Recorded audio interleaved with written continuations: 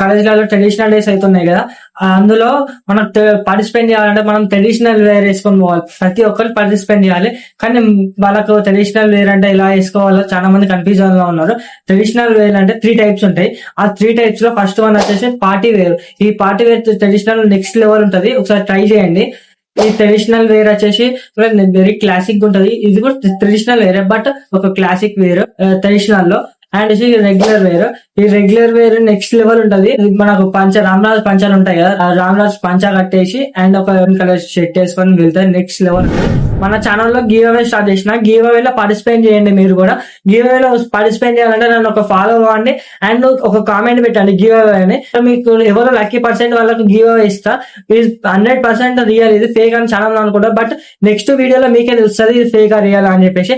ఒక నన్ను ఫాలో అవ్వండి, ఫ్రెండ్స్ కూడా షేర్ చేయండి, మీ ఫ్రెండ్స్ కూడా పార్టిసిపేట్ చేస్తారు. అండ్ మీకు నచ్చితే లైక్ చేసి సబ్స్క్రైబ్ చేసుకోండి.